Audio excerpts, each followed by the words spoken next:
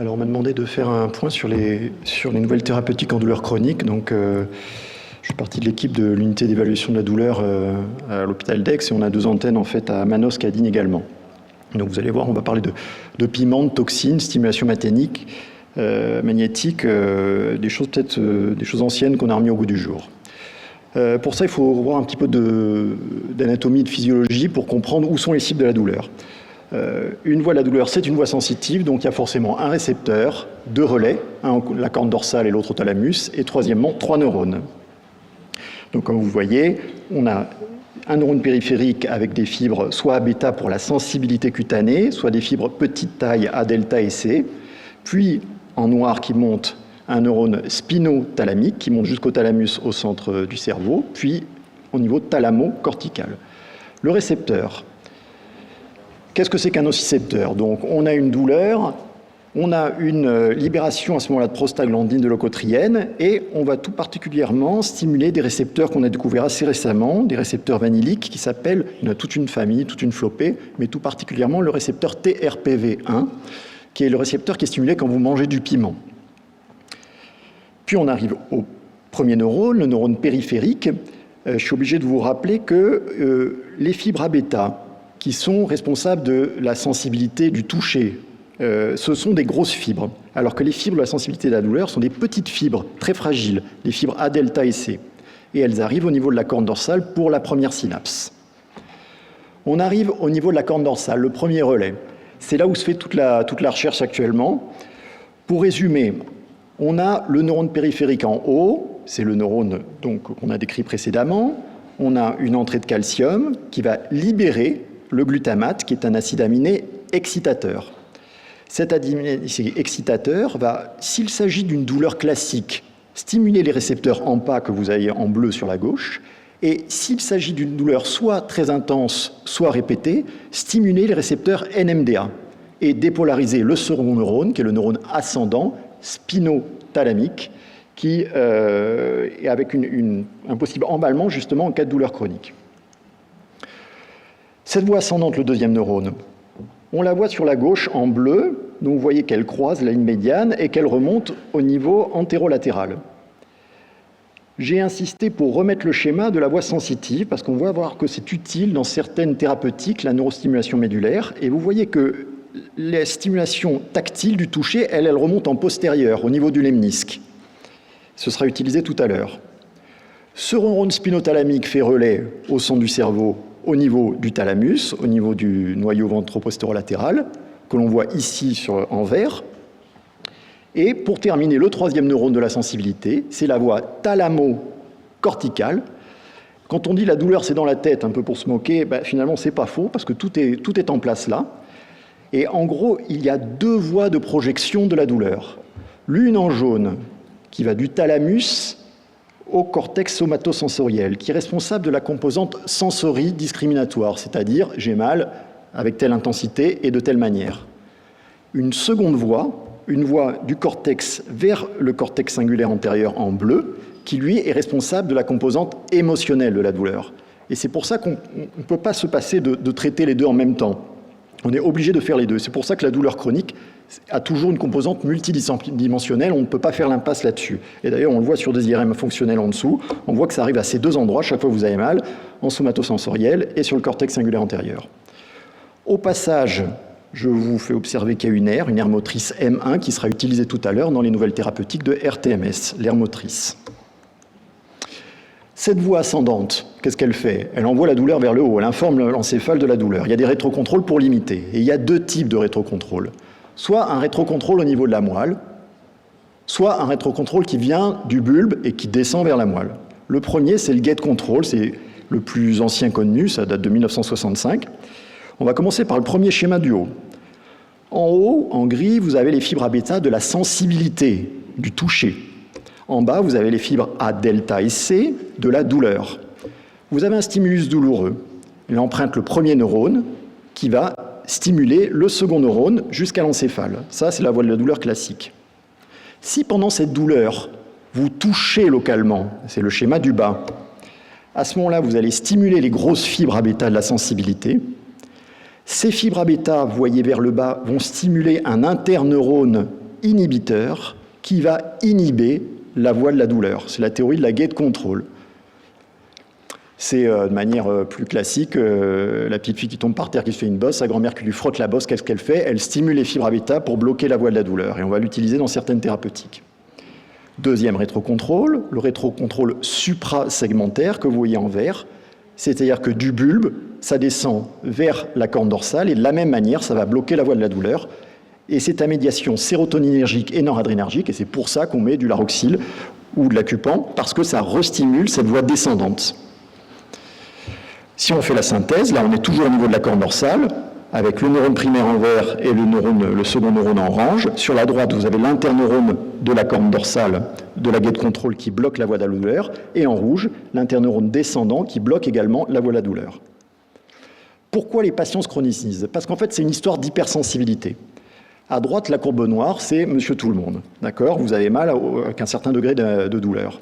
Eh bien, les personnes qui se chronicisent, c'est vers la gauche, c'est-à-dire que pour un même seuil douloureux, vous allez avoir une hyperalgésie ou une allodynie. Excusez-moi.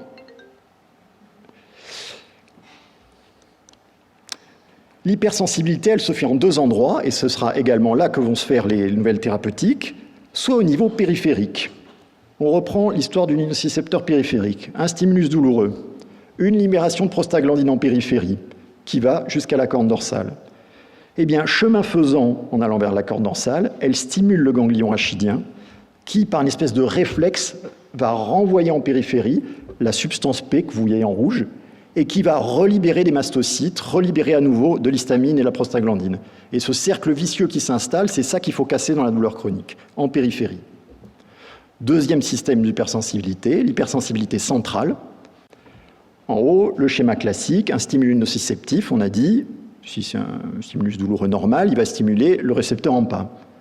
Si vous avez une stimulation répétée ou intense, il va à ce moment-là stimuler le récepteur NMDA, qui lui va entraîner une amplification du phénomène douloureux. Trois types de douleurs que vous connaissez, soit par excès de nociception, soit les douleurs neuropathiques qu'il faut pister, on va voir comment, soit les douleurs nociplastiques, c'est quoi? C'est la fibromyalgie. Ce sont des défauts du rétrocontrôle, ces douleurs nociplastiques, des gens qui n'ont pas le rétrocontrôle descendant. Je vous invite dans les cabinets à éventuellement faire le test de douleur neuropathique sur 2 interrogatoires et 2 examens cliniques. Quand il y a plus de 4, vous avez une douleur neuropathique et vous allez voir que là, il y a des recommandations précises depuis 2020. Passons maintenant aux nouvelles thérapeutiques, ça va aller vite maintenant qu'on a revu l'anatomie. Il y en a 3 périphériques et 3 centrales. Périphérique, la capsaïcine issue du piment, la toxine botulique et la lidocaïne en patch, le Versatis. Centrale, la TENS, la neurostimulation transcutanée, les thérapeutiques médulaires, avec soit la neurostimulation médulaire, soit les pompes intratécales, et enfin, au niveau cortical, la RTMS. Passons au périphérique. Première chose, la capsaïcine. La capsaïcine, c'est issu du piment. Je vous ai dit que ça stimulait les récepteurs périphériques TRPV1. Et bien en fait, ça va les griller en quelque sorte. Si vous voyez les schémas en microscopie électronique, sur la gauche, vous voyez des petites fibres vertes, là, ici, là. Et bien quand on met le piment, hop, ça grille les petites fibres vertes. Vous voyez, elles n'y sont plus. Ça grille les récepteurs TRPV1 qui après secondairement repoussent. Donc là, on agit bien sur l'hypersensibilité périphérique. Comment ça se place, la capsaïcine? Ça se fait en HDJ, 1 à 4 patchs par application, à peu près 30 à 60 minutes en fonction du corps, de la position sur le corps. Attention, risque cornéen. On peut le répéter tous les 2 mois. D'accord? Il n'y a pas d'effet indésirable systémique. Par contre, au niveau local, c'est une brûlure. Comme toute brûlure, il faut mettre de la glace, il faut mettre de la biafine après. Dans les heures qui suivent, ça peut être désagréable, il faut les informer. Deuxième thérapeutique périphérique, la toxine botulique. Alors la toxine botulique, comment ça marche? Alors ça marche essentiellement au niveau périphérique, soit en diminuant les récepteurs cellulaires de surface, les TRPV, un peu comme les autres, soit en inhibant la libération de la substance P, ce qu'on avait vu tout à l'heure quand on a une amplification périphérique de l'hypersensibilité. Ça agit à ces 2 niveaux. 2 indications, soit la migraine chronique, soit la douleur neuropathique chronique. 3 conditions, il faut que le patient ait une douleur de plus de 4 ou une échelle de douleur neuropathique, le DN4, à plus de 4/10. Troisième thérapeutique périphérique, la lidocaïne en topique, le Versatis. Alors comment ça agit? Cette fois-ci, c'est pas exactement sur le nocicepteur, c'est plutôt sur la conduction du neurone périphérique. Ça bloque l'anesthésie locale sur les canaux sodiques. Il y a une AMM dans les douleurs post-zoostériennes. Il y a des études sur les allodinies mécaniques, c'est efficace, mais il n'y a pas l'AMM. En pratique, on le met quand même. Les gens le mettent 12 heures par jour à peu près, 1 à 3 emplâtres.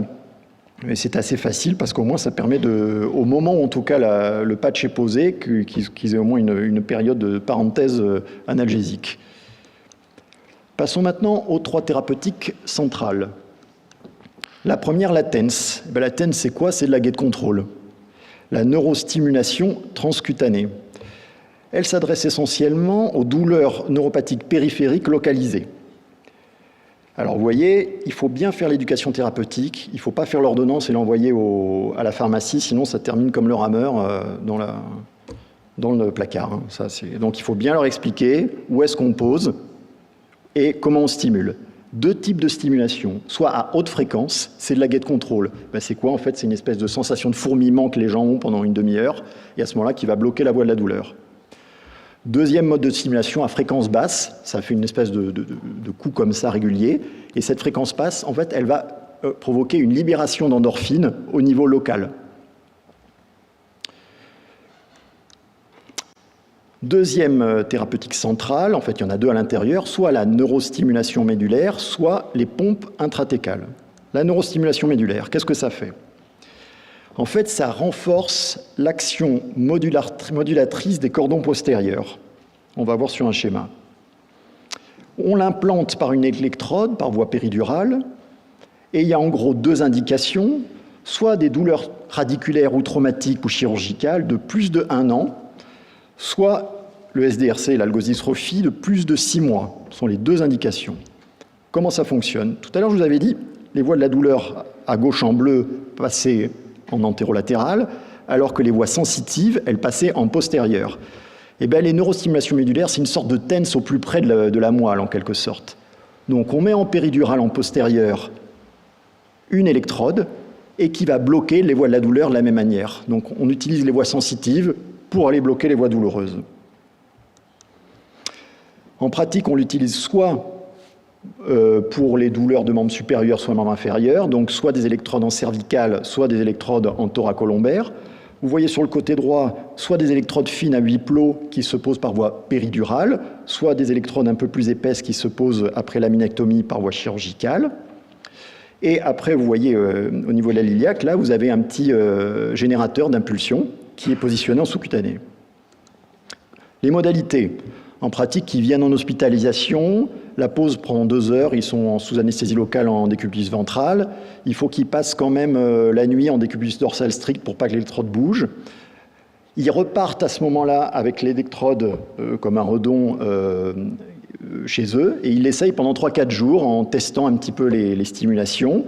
S'ils en sont satisfaits, ils sont réhospitalisés et à ce moment-là, on pose le neurostimulateur de manière définitive.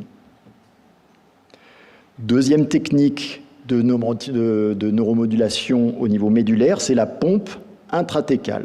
Alors là, on est dans un autre registre, on n'est plus dans la douleur chronique, on est plus dans la douleur chronique irréductible cancéreuse. Quel intérêt? C'est qu'on est au plus proche des récepteurs aux opiacés, donc on peut diminuer fortement les doses. On peut y associer aussi des anesthésiques locaux, soit un anticalcique comme le ziconotide. Et vous voyez tout de suite, quand vous voyez les doses équianalgésiques, pour 1 mg de morphine, c'est l'équivalent de 300 mg d'équivalent morphine orale. Donc quand vous voyez que votre patient, vous percevez qu'il a plus de 3 mois d'espérance de vie, que tout d'un coup il y a un pic douloureux qui commence à augmenter à 200-250 mg, à ce moment-là il faut anticiper la chose parce que déjà les gens qu'on leur mette un truc dans le dos, il faut le temps qu'ils se fassent à l'idée. Deuxièmement, il faut commander. Troisièmement, il faut l'hospitalisation. Et donc, il y a bien une petite semaine à 10 jours. Donc, c'est quelque chose dont vous pouvez commencer à parler et vous diminuez fortement les doses et au moins vous diminuez fortement les effets secondaires. Donc, je l'ai dit, donc, quand on arrive à 300 mg d'équivalent morphine orale, à ce moment-là, on y pense, même un peu avant, que c'est rebelle, bien sûr. Si on a des effets indésirables invalidant également de l'analgésie par voie morphinique, à ce moment-là, vous pouvez passer à cette technique. Contre-indication en cas d'hypertension intracrânienne, de métastases cérébrales avec risque d'engagement ou d'obstacle du LCR. Et c'est pour ça qu'il faut songer à faire une imagerie rachidienne un peu précocement quand vous sentez que ça va venir. Le remplissage, vous voyez, ça c'est une pompe à gauche. À droite, vous voyez le remplissage qui se fait en hospitalier avec une préparation en salle blanche quand la pompe est vide. Dernière technique, la plus innovante, la RTMS. Qu'est-ce que c'est? La RTMS, c'est la stimulation par résonance magnétique transcrânienne. Alors sur le côté gauche, vous voyez, vous avez une bobine au-dessus de la tête, là, qui crée un champ magnétique. Et ce champ magnétique, il crée un courant électrique induit juste au niveau des neurones superficiels de l'encéphale. Et qu'est-ce qui va stimuler au niveau des neurones superficiels de l'encéphale? Il va stimuler l'aire motrice M1, et une hypothèse serait que cette aire motrice M1 inhiberait le thalamus par lequel passent les voies de la douleur. Donc vous voyez tout de suite que c'est intéressant pour les gens qu'on n'arrive pas à calmer au niveau périphérique ou qui ont des douleurs céphaliques. Alors, tac, voilà. Les indications. Alors, il y en a de multiples en psychiatrie. Ils sont bien plus en avance sur les algologues, en particulier sur la dépression. Hein. Par rapport à l'électroconvulsivothérapie, c'est efficacité équivalente et plus facile à mettre en place, également dans les addictions. En douleur chronique, c'est surtout les douleurs neuropathiques ou la fibromyalgie. L'effet secondaire mineur, il peut se plaindre de céphalée après la séance. Contre-indication en cas pour les implants cochléaires, les stents intracrâniens ou les épilepsies non contrôlées. Les modalités, en gros, il y a 10 séances d'induction. La première séance, elle est un peu longue, il faut faire un potentiel évoqué-moteur pour repérer le lieu. Puis après, il y a 15 minutes par séance. D'accord? Ça, c'est les 10 séances. Et après, on fait une séance par semaine, pendant 5 semaines. On positionne la sonde à peu près ici, là, au niveau de l'aire motrice M1. Quand on a une neuronavigation associée, on peut viser de manière beaucoup plus précise. Et on peut faire une autre séquence de stimulation, si on pense que la composante émotionnelle est majeure dans la douleur, en mettant plus en avant la bobine, et à ce moment-là, cibler l'aire des émotions. Le RTMS, c'est du neuf avec du vieux. Vous voyez, ça, c'est Charcot, à gauche, hein, qui avait la théorie vibratoire sur les parkinsoniens. Donc, en fait, on a un peu modernisé l'affaire. Pour terminer, si on voit un petit peu les différentes thérapeutiques, en périphérique, qu'est-ce que vous avez? Vos ANS, le paracétamol ou la capsaïcine. Sur le nerf périphérique, les patchs de lidocaïne. La TENS, qui utilise les fibres bêta et les fibres delta.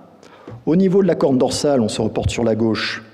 En présynaptique, vous avez des bloqueurs calciques comme la gabapentine ou le Lyrica, les morphiniques, les cannabinoïdes ou le catapressant.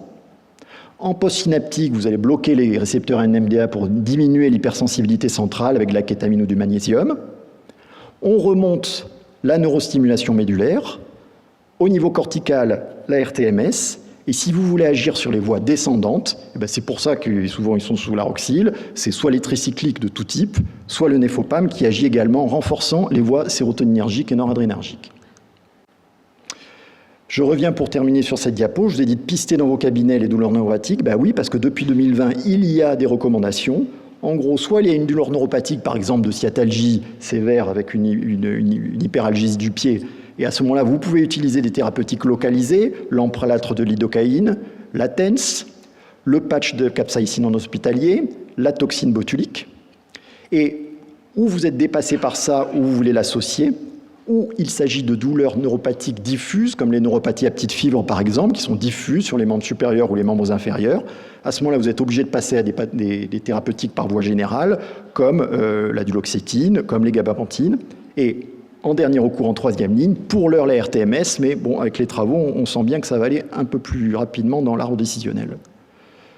En conclusion, quelles que soient toutes ces thérapeutiques médicamenteuses, en douleur chronique, le traitement il reste biopsychosocial. C'est-à-dire vous ne pouvez pas faire l'impasse, bien entendu, sur toutes les thérapeutiques comportementales, l'hypnose, la RESC, les assistantes sociales, enfin les gens qui supportent ces personnes qui sont douloureuses depuis des années. Voilà, merci. Pierre, merci pour ton topo. Question très simple, les patients nous parlent beaucoup du CBD, du cannabidiol. Qu'est-ce qu'il en est aujourd'hui? Je sais qu'il y a un médicament en France qui a la reconnaissance dans l'épilepsie, mais absolument pas dans la douleur. Est-ce que le cannabidiol, finalement, ça fonctionne dans la douleur chronique?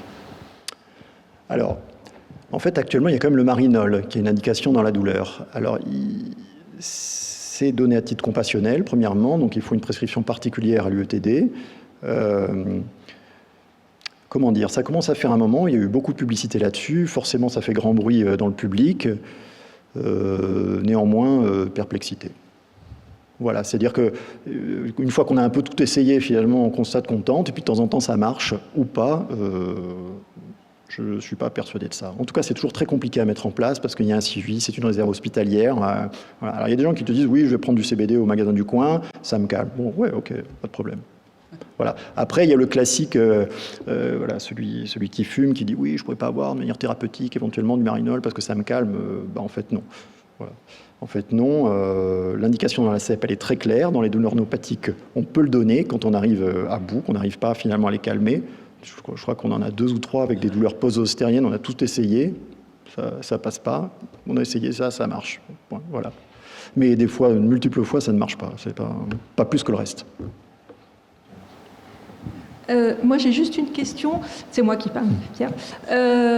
Quand les médecins généralistes de ville ont des patients douloureux chroniques, est-ce qu'ils peuvent vous adresser directement les patients ? Comment il faut faire pour vous adresser les patients pour que vous puissiez les voir en pratique ? Alors, c'est toujours les médecins généralistes qui doivent nous adresser les patients. Premièrement, ils ne peuvent pas y aller de leur propre chef. Un courrier par mail à l'UETD. Et à ce moment-là, nous, comme il y a 5 mois d'attente, si vous voulez, on priorise. Donc on voit en fonction. Après, si vraiment vous avez un cas très particulier, vous passez un coup de fil. La dernière fois, il y avait un jeune qui s'était explosé le genou dans un accident avec un polytrauma du genou. Ils n'arrivaient pas du tout à le calmer. On l'a passé, bien entendu.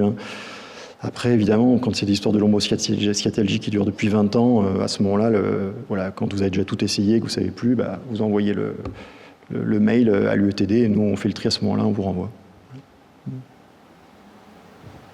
Moi, c'est un peu la question que j'allais poser. Donc, on voit bien les dégâts que font les traitements antalgiques traditionnels, en particulier les morphiniques, où on en prend et de plus en plus pour être de moins en moins calmé. Malheureusement, les morphiniques, c'est simple, c'est une ordonnance des pharmacies, il y en a à tous les coins de rue. Est-ce qu'aujourd'hui, on s'oriente réellement vers un maillage du pays qui permettrait d'aller vers moins de médicaments et plus de traitements non médicamenteux de la douleur, ou est-ce qu'on en est quand même très loin ? Alors, premièrement, on en est très loin. Deuxièmement, je mettrai un petit bémol sur la question de la crise des opioïdes qui a eu lieu aux États-Unis.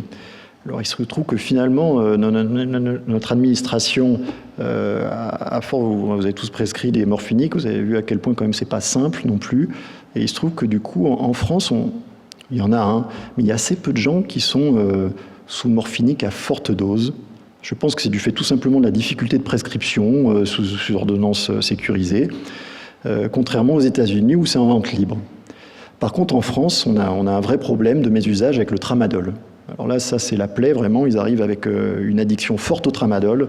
Pour les en défaire, c'est terrible, et ça induit une hyperalgésie aux opioïdes. C'est-à-dire qu'il ne faut pas jeter le bébé avec l'eau du bain. L'opioïde, c'est très bien dans les douleurs aiguës, donc il faut continuer à en donner dans une douleur aiguë. Et puis une fois que c'est plus aigu, on arrête. Voilà. Il ne faut pas que les gens repartent à la maison avec la boîte complète, puis à la prochaine rage de dents, ils en prennent.